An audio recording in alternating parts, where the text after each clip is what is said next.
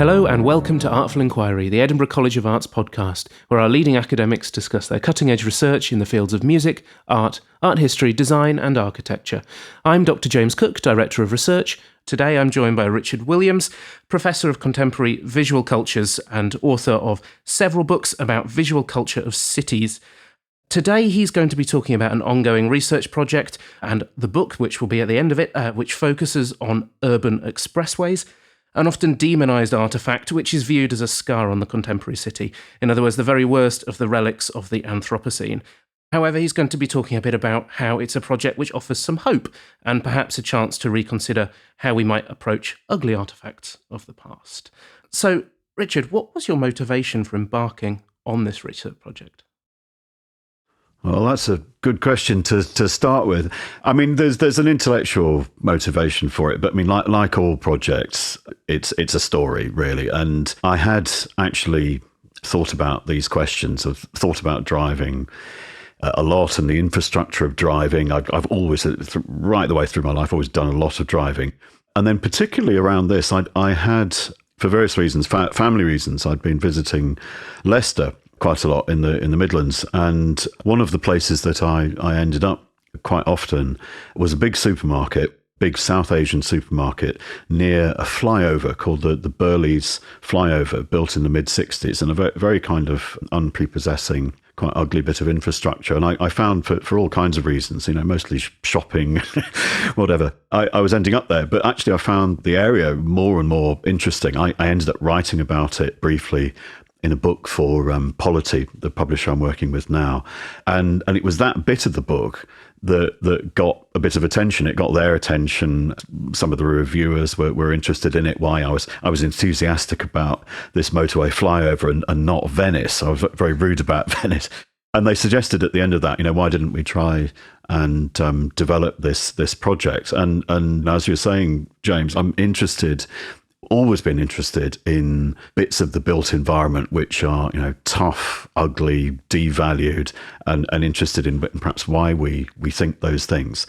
So that was it. And I knew more or less that there were already a handful of places like the Burley's flyover that I wanted to write about, and they were in different parts of the world. And I could see quite early on that there was scope for a book. So I pitched it to Polity.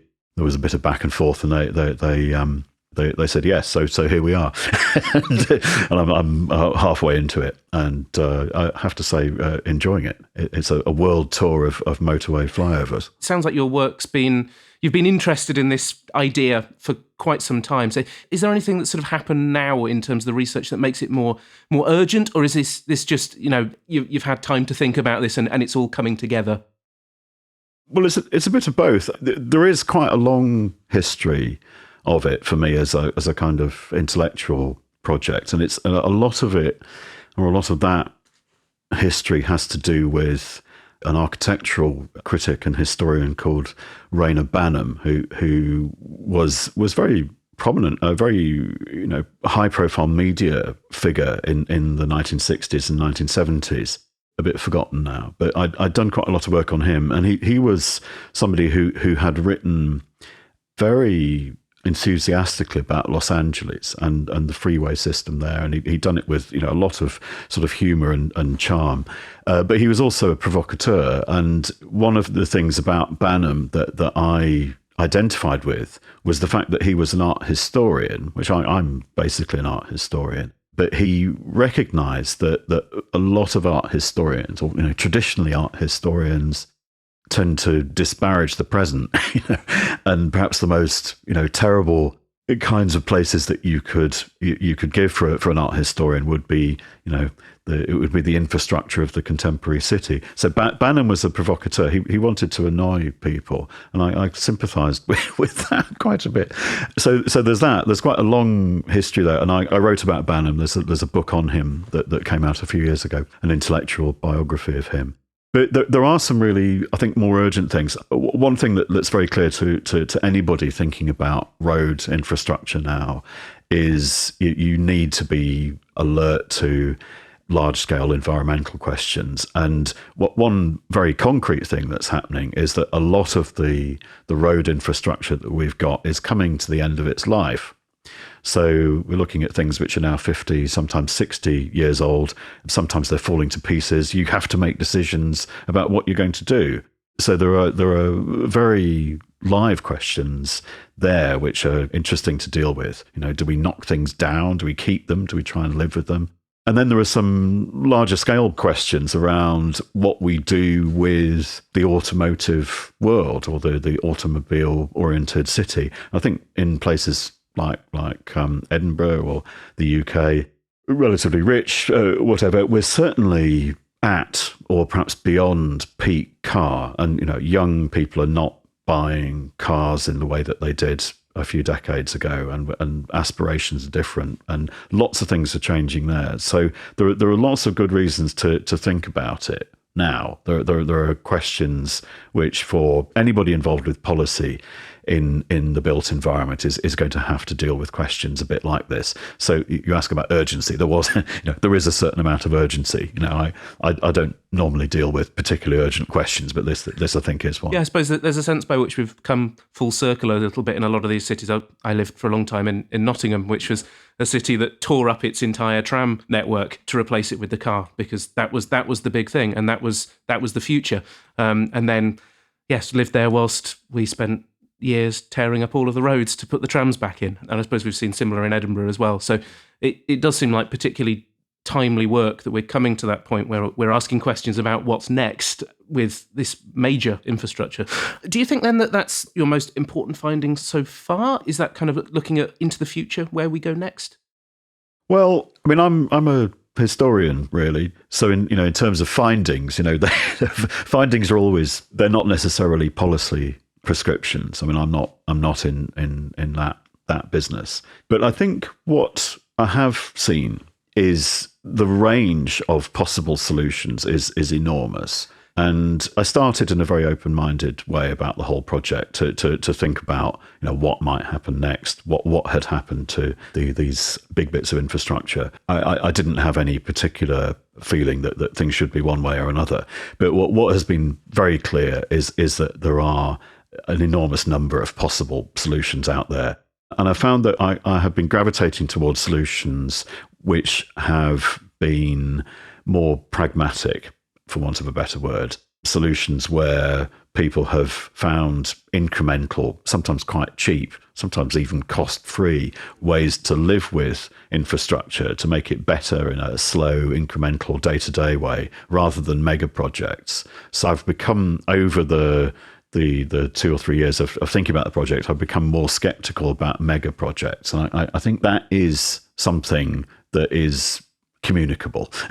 So, if we were talking to policy people here, I would be a mega project skeptic. Let me put it like that. Maybe you could give us a couple of examples then of some of those more incremental things, ways that people are sort of taking back the motorway space temporarily, as you say, or in incremental ways. I think there are actually lots of examples of this, and I'm like most people. I'm various things at different times of the day. So sometimes I'm a driver, sometimes I'm a cyclist, sometimes I'm a pedestrian, and I think it's important that these different constituencies, somehow are heard and acknowledged. So the one solution, or I'm not sure it's even a solution, it's more like a process, but the one place that I repeatedly come back to, and I've actually got to know extremely well over the past 2 or 3 years, is in Brazil. And it's in São Paulo, so the biggest city in Brazil. And it's known colloquially as the Minhocão, or the big worm. And it's a giant elevated structure. It's about 6 kilometers long altogether. Elevated. It is commonly described as a scar on the landscape. It's a gigantic thing, very, very like the M8 here in Glasgow. What's different about it is that at night, every night at 8 o'clock, the traffic is stopped. And the same thing happens all day at weekends, on Saturdays and Sundays and public holidays. And in these periods, at night and at weekends, it basically becomes a park. And in fact, during the day, what it's most like is a beach. And São Paulo is a good 100 kilometres from the beach. And this is the nearest thing that the city really has to a beach. So people go there and they run and they cycle and they sunbathe. And there's all kinds of interesting things going on there. And it's become a space that temporarily, every weekend particularly, it becomes this other space. And then at first thing Monday morning, the barriers go up, the traffic starts again. And what's interesting about it is that it is extremely imperfect. And if you know the space, you'll also know that there's a sizable homeless population living underneath it, also get something out of it. But what is interesting about it is how mutually opposed constituencies, you would think, people who've got really very different interests, everybody gets something out of it.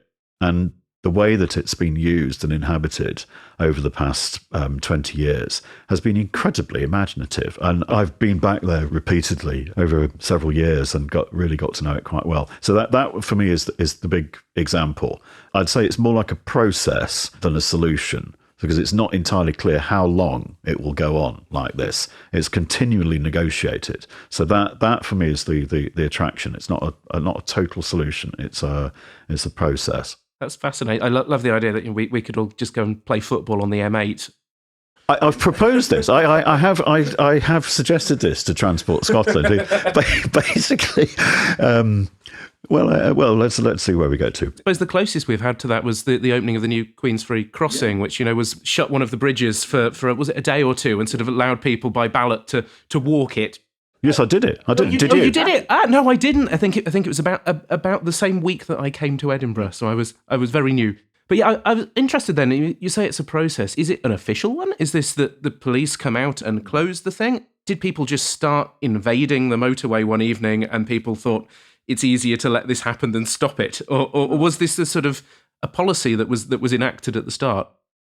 Well, it's a whole set of processes, actually, and mostly it has a legal status. So it started in the late 1970s, and essentially there were some sleepless residents, fed up with not getting any sleep at night, and they petitioned the city council, and this is during the dictatorship period, and good for them. They managed to get some action from the city council, who said that they would close it at night. And then there's been a series of legally sanctioned closures since then. And now there is a legal entity called the Parque Minhocão, or the Minhocão Park, which is not actually a permanent park, but it is what happens on the motorway at weekends, if that makes sense. So it's a kind of like a festival, a sort of, permanently recurring festival that has legal status. So there are various legal measures that enable the police to shut it, people to enter it. There are one or two small safety measures that allow it to be safely inhabited. But a great deal of what happens on it is also quite informal as well. And I think that's another of the things that I found attractive about it over the years, is that it's a kind of concrete version of collective activism of different kinds. I suppose, thinking a little bit more about that idea of thinking of these as park spaces. You've written a bit about some of the downsides of turning this infrastructure into more permanent parks, and that's a very interesting thing. I think most people would immediately think what can be wrong with a park. I think it's sort of objectively a good thing, surely. But I'm really interested to hear your take on that. I've certainly moved towards scepticism in that direction. In a way, there is actually an intellectual tradition that is quite long-standing in that regard. So one of the most prominent urban activists in the US in the 1960s was a journalist called Jane Jacobs, who wrote a book called The Death and Life of Great American Cities. And she was a great sort of anti-expressway activist, and I mean that needs to be another podcast. But however, one thing she said was that she was skeptical of parks. She was skeptical that they would necessarily be good things. She was somebody who thought that the real life of cities it happened first and foremost on the street. So anyway, there is a bit of a tradition there. My skepticism here in relation to this project is that parks have sometimes been rather total or even totalitarian solutions to problems. So there are two cases that I look at in the book. One is Boston's so-called Big Dig, which involved putting an interstate underground at colossal expense and then creating a park over the top. And it's a project that has produced a really rather sort of sterile park, which is, if you look at its website, it's transparently about raising the capital value of real estate in that area. And that process is completely transparent. The other one that I know actually rather better than that, and is in the book, is in South Korea, and it's called the Cheonggyecheon project. And Cheonggyecheon is a river, and the project happened in the early 2000s. It's incredibly ambitious and impressive in lots of ways, and it involves the demolition of a big highway, and then the so-called, or what was presented as, the recreation of an ancient stream in the city. So a stream with great historical, royal importance, actually. And it's an incredibly attractive place to visit, I have to say. I spent a week looking at it last year. It was incredibly expensive to do it, and it's a kind of solution that is well known in Seoul. There's a pumping station. They have to pump water for about 10 kilometers, and essentially what you're looking at with this recreated stream, it's not like recovery of nature. It's essentially a 10-kilometer long water feature, and literally, although there's fish in there and birds and everything, are very attractive. They can literally turn the water off. And there is something slightly weird about it. And it's also a solution that was, at the time, extraordinarily controversial. So a lot of people were displaced by the scheme, a lot of small businesses. So I'm kind of skeptical of that. I mean, it's a fantastic case. It's the sort of thing that you can do with particularly clear thinking and, somewhat totalitarian government. Yeah, it's interesting. I mean, with sort of my background as a music historian, this idea of authenticity is obviously core to a lot of the things that I look at, but so often it is fictive, as it is here. So yeah, you're returning back to something which actually has been lost forever, making a new stream and pretending it's old. Do people realise this? Does your average person living near the park realise that this is a fantasy, or is it believed in still? Do people think of it as a return? No, I think that the story is very well known, and since then there's been a lot of chat in the newspapers about the rising costs of running the park, the costs of running the pumping station. So swirling around Cheonggyecheon are all kinds of stories. I mean, corruption, needless to say, has been a big story. So no, I think its limitations are quite well known. So I mean, they might inform whether you could do something again. The South Korean government has done a fantastic PR exercise externally on this project, and so it's the way that it's presented and understood internationally tends to be very positive. But I would say that this is a solution. For me, it's almost, despite the the attractiveness of it, and it really is, certainly in certain sections of it, really very attractive. It is a project that's almost as kind of totalizing as the original highway. And there are good reasons for being skeptical about it. I think this is coming through as maybe a critique that you have throughout the whole of the project. But you seem skeptical of this idea that we can ever really return to nature, and that sort of process of what humanity has done to these areas is really possible to unpick. Is that fair? Yes, it is. I mean, I think there are various ways of looking at this, but I'm very skeptical of the view that you can return to some kind of pre-human condition.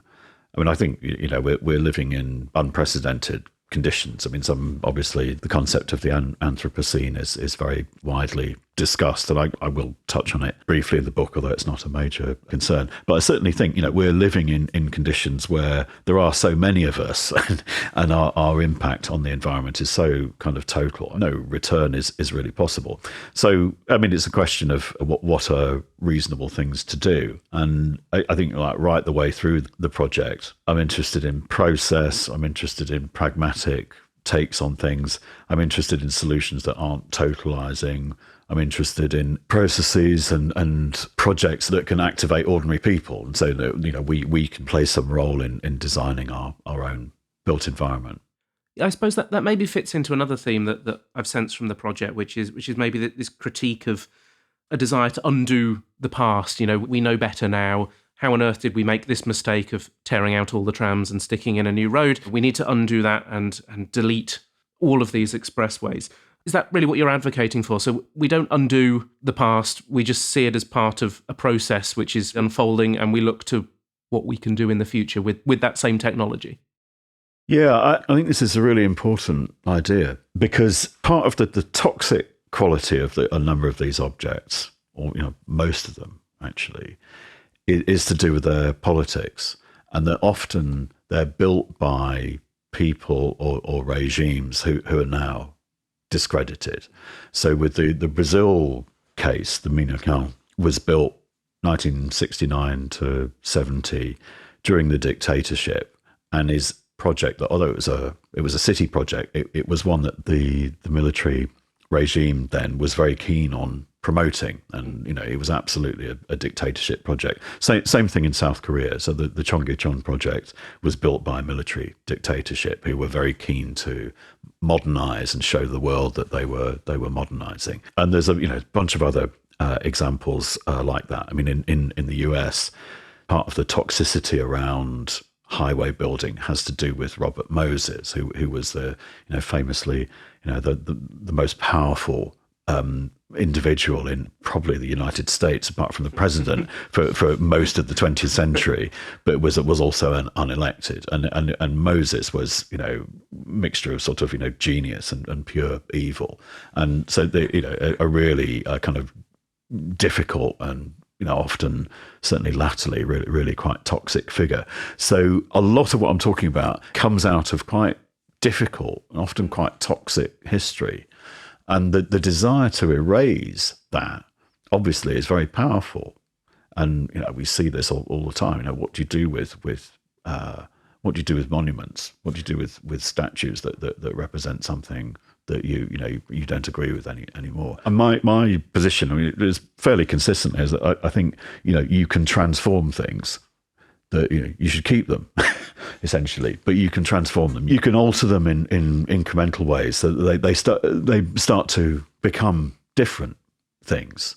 So in Brazil, a monument to the dictatorship has over time become almost the opposite of that. It's become a monument to a kind of desired liberal democracy, let's see, and it's one that particular project is one that is in use. It's particularly celebratory of LGBTQI cultures. It's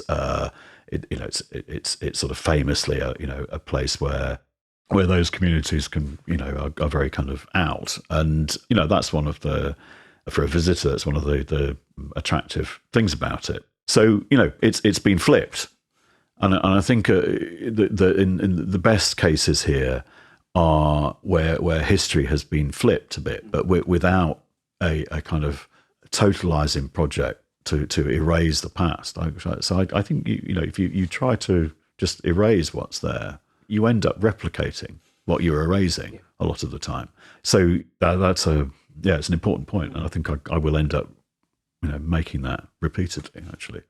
Yeah, I think it's an interesting idea, trying to rehabilitate these areas rather than delete. And I think you're absolutely right. The connection between the movements which seek to remove monuments to slave owners and things like that versus the idea of, no, you take that, you put it in a museum, you contextualize it and try to give a sense of this is something that as humanity we did that was bad and we need to learn from that lesson.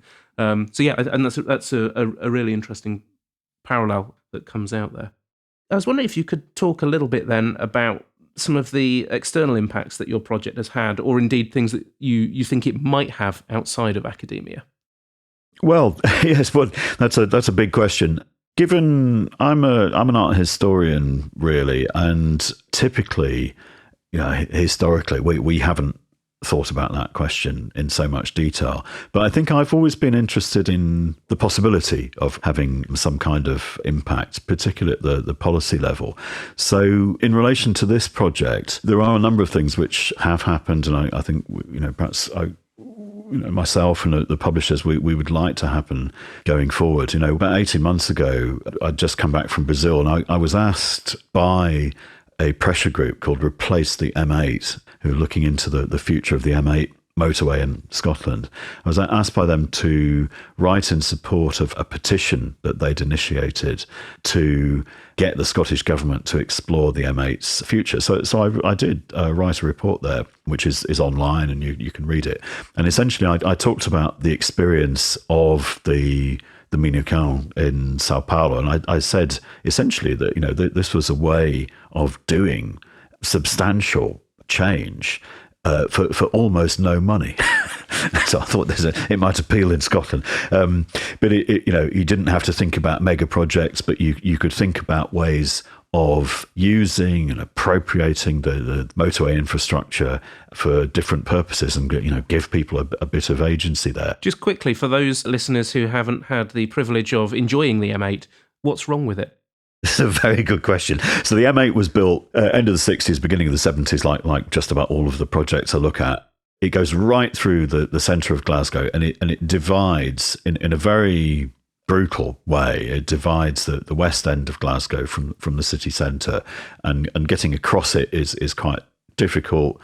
It creates a lot of noise in the local environment. There's a lot of pollution. At the moment, it is it's a tough environment. I have to say, it's a spectacular environment. Once you're attuned to these things, it's got some really spectacular bits to it, particularly the Kingston Bridge. But it's a tough bit of landscape, and in terms of what it does with the traffic runs very slowly through there, and nobody much cares for it at the moment. It's a deeply unloved structure, you might say, and it also needs a lot of work doing to it. So there are questions about what happens. I also suggested to Transport Scotland, a contact I had there, said, why can't we just close the M8 for a day and just see what happens? And I think I haven't proposed that in any kind of official or formal way so far, but it is something which I think I might explore, because I think we could over time start to think about ways of using these bits of infrastructure in a more humane way, or a more varied or diverse way. So if I had an ambition for impact, that would be it. Close the M8 for a day, see what happens, have a big party. One of the things that I've been keen to talk about there, and that I'll explore in the project, is how you can do some incremental work to improve connections across the motorway, and particularly underneath it. And I think, one thing I'd like to do, and I've been talking to the comms people here about, is when we get to the point of launching a book, whether we can do a project, some kind of event underneath the M8, I think would be fantastic. And I don't know, it could be a rave or something. I don't know, but I'm very keen on thinking about structures and thinking about how they might be used for cultural purposes.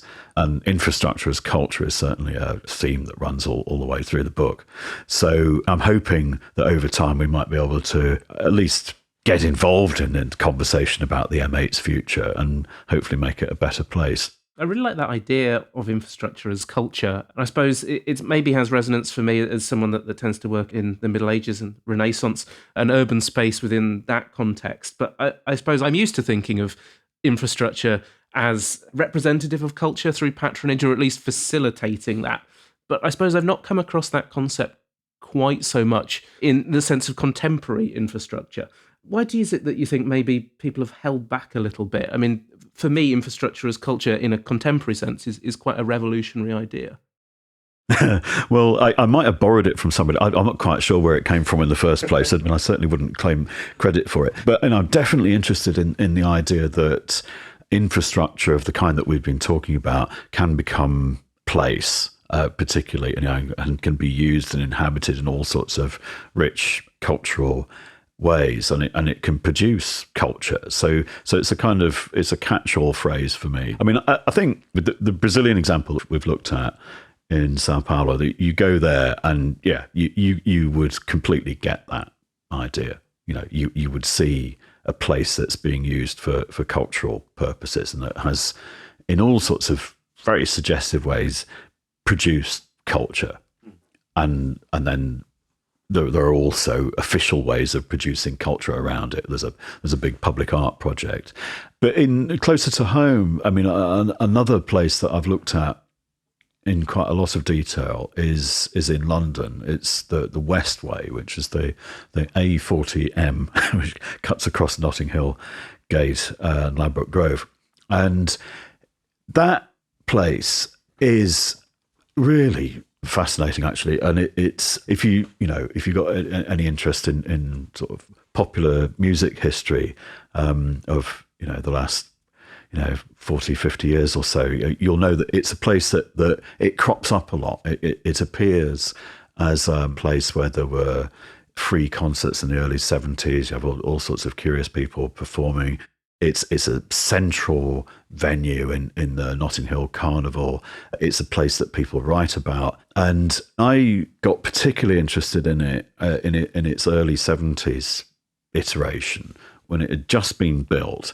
And it's this enormous, imposing, really sort of difficult structure that sort of blasted right across the middle of West London. And what's really striking is how much culture, popular culture, but literature and so on, emerges somehow in and around that, but also in relation to it. So I had a couple of conversations recently with writers, including Michael Moorcock, who is a great science fiction writer and also a performer, and also with Ian Sinclair, who both of them, I think they had really been marked by the experience of the Westway, but both of them in different ways were writing about apocalyptic scenarios. And Moorcock was performing with the psychedelic rock group Hawkwind, who you may know of, and of course, I mean, their entire career has been about the apocalypse, all the apocalypses of different kinds, and there's something about that. And they were routinely performing underneath the Westway along with other groups, but there's something about this structure that seems to have provoked an incredibly sort of rich vein of culture, and sort of apocalyptic sometimes, but it's almost like you have people sort of writing and thinking and debating the entire sort of future of cities, civilization, and whatever, almost because there's this apocalyptic structure right in the middle of it. And now that's not an argument for building the Westway in the first place. I mean, I wouldn't advocate for that. But what's really striking about it is that you have this thing that appears, and then in relation to that, you have an enormous sort of efflorescence of very exciting cultural forms, and which still goes on. Now, I if you got rid of it, or if you put it underground, you can imagine exactly what would happen there. This is one of the most expensive bits of London. Immediately it would become capital value. And a whole lot of stuff would be lost. And you go and visit it today, and it's an extraordinarily rich and interesting place. And it's the fact that you can go from some of the most expensive bits of London, and then a couple of minutes later, then you're in these sort of back areas, underneath the Westway, the garages doing all sorts of interesting things, workshops, all kinds of artisans doing things which they would not be able to do otherwise. And so there is an argument, if not for building it in the first place, there's an argument for actually maintaining it in some, in this slightly kind of uneasy form that it is in.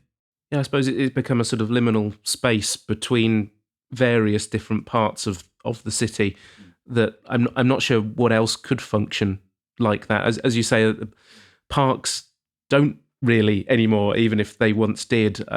It's I suppose like common grazing ground in previous centuries. But it's hard to see what could have that same function. Yeah, I mean, it's something we need to be very alert to. I think the urge to tidy things up is understandable, And the urge to erase difficult histories is also understandable. But then you need to be alert to what you might be doing in the place. And the function that these structures often performs is to permit activities in the centre of cities that might not be possible otherwise.